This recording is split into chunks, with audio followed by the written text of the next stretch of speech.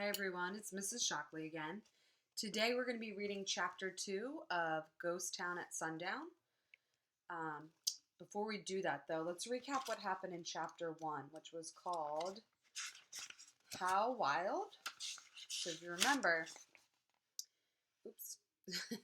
Annie and Jack were hanging out on their front porch waiting for dinner to be ready when Annie saw a rabbit hopping in their front yard. She convinced Jack that the rabbit meant that they had to go back to the treehouse because she thought that Morgan Le Fay was going to be there. So they followed the rabbit, and Annie was right. Morgan was in the treehouse, and she had a new riddle and a new destination for them to head to try to solve the riddle. So they were headed to the Wild West. Now, Chapter 2 is called Rattlesnake Flats. I hope you know what a rattlesnake is. If you don't, maybe ask somebody that's listening to this movie with you. And flats, we'll have to figure out what that means. But I also want you to use our reading strategy called visualization. So here's our card really quick. Remember, we need to listen to the words to kind of make a movie or visualize the story in our mind, especially because there's not many pictures. So as I'm reading, if you feel like you even want to close your eyes, that's okay. And I really want you to picture what's happening in the story. So when we left off with Chapter 1, Annie and Jack had landed in what they think is the Wild West, and there was a fly buzzing around Jack's head. So let's read Chapter 2, Rattlesnake Flats. The air was hot and dry. Jack and Annie peeked outside.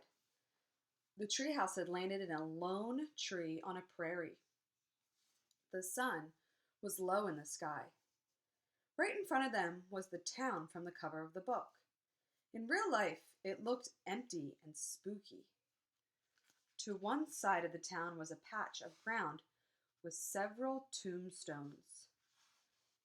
Tombstones are those pieces of rock that you see if you go to a graveyard that have the names of the people that have passed away written on them. That's creepy, said Annie. Yeah, said Jack. He took a deep breath. What's our riddle say? Annie held up the ancient scroll. She unrolled it. Then she and Jack read it together. So here's a picture of where they are. Now they're getting ready to read the scroll. Okay, here's the riddle. Ready? Out of the blue, my lonely voice calls out to you. Who am I? Am I? Jack pushed his glasses into place and read the riddle again to himself. I'm going to read it again to you. Out of the blue, my lonely voice calls out to you. Who am I? Am I? There must be a mistake, he said. Am I is written twice. Well, I don't hear any voices now, Annie said as she looked out the window. There were no human sounds at all, only the buzzing of flies and the whistling of dry wind. Let's look at the book, Jack said. He opened the book. The pages were yellow with age. He found a picture of the town and read the words beneath it out loud. In the 1870s, Rattlesnake Flats was a rest stop for the stagecoach that carried passengers from Santa Fe, New Mexico to Fort Worth, Texas. When the creek dried up, everyone left. By 1800s, it was a ghost town. Oh, so now we figured out the meaning of the chapter. Rattlesnake Flats is the little town that they're in, and it used to be a spot where people stopped when they were on a train to go from Mexico to Texas. There used to be a creek there, but when it dried up, everybody left. Interesting. Wow, a ghost town, said Annie, her eyes wide. Let's take a quick look around, said Jack, so we can leave before dark. Right, said Annie, let's hurry. She started down the rope ladder. Jack put the old book into his pack. Then he followed Annie down the ladder. They stood by the tree and looked about. Tumbleweeds blew across the dry ground. Suddenly, something jumped past them. Yikes! They both said. Ooh, what do you think it's going to be? Make a prediction. All right, I'm going to start reading again, see if you were right. But it was just a rabbit. A lone, long-legged rabbit hopping past them. Hey, he's just like that rabbit we saw at home, said Jack. Yeah, that rabbit must have been a sign of things to come, said Annie. The rabbit hopped across the prairie and out of sight. I better take notes, said Jack. He reached into his backpack and took out his notebook and pencil. He wrote, rabbits with long legs. What's that sound? Said Annie. What sound? Asked Jack. That rattling sound, said Annie. Jack looked up. What? He said. There. Annie pointed to a rattlesnake. It was about 100 feet away. It was coiled up and rattling. Ooh, I'm visualizing this in my mind. So Jack has his notebook out. He just wrote that they saw the rabbit and what it looked like. And now they're standing looking really far away, 100 feet. And there's a rattlesnake coiled up. So that means it's twisted around, kind of like a cinnamon bun. But its tail is up and it's shaking, which is what they have to do to make the rattling sound. Uh-oh. Jack took one look at the snake and ran. Annie ran too. They ran past the graveyard and right into the ghost town. I guess that's why this town is called Rattlesnake Flats, said Annie when they stopped. Jack looked around. The town was hardly big enough to call a town. There was one unpaved street and a few old buildings. It was quiet. Too quiet. Look, a store, said Annie. She pointed to a building. The faded sign said, General Store.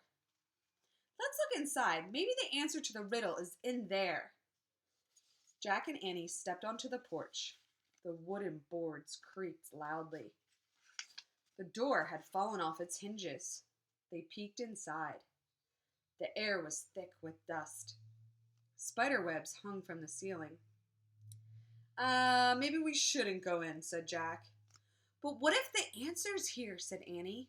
Let's just take a quick look. Jack took a deep breath. Okay. He and Annie tiptoed into the store. Look, said Annie. She picked up a pair of rusty spurs. Oh, those are those little sharp, spinny things that cowboys and cowgirls wear on the back of their boots. Careful, said Jack. He poked at other stuff in the store.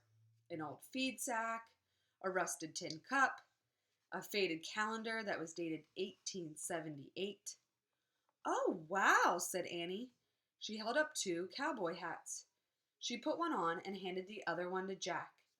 For you. It's too dusty, said Jack. Just blow on it, said Annie. Jack blew on the hat. A cloud of dust rose up. Jack sneezed. Achoo! Just try it on, said Annie. Jack put the hat on. It nearly covered his eyes. Boots, said Annie. She pointed to a row of cowboy boots on a shelf. There are even some small ones like our sizes. Here's a pair for you. She handed the boots to Jack. They're not ours, he said. I know, but just try them on, said Annie. Jack turned his boots upside down and shook them as hard as he could. What are you doing? Annie asked, pulling on another pair of boots. Checking for scorpions, Jack said.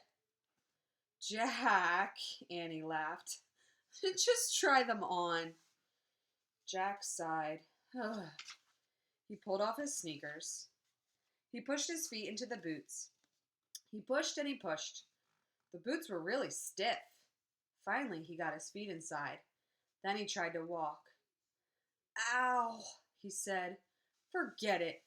He started to pull off the boots. What's that? Annie said. Jack froze. Piano music, said Annie. Maybe it's the voice in the riddle. Come on.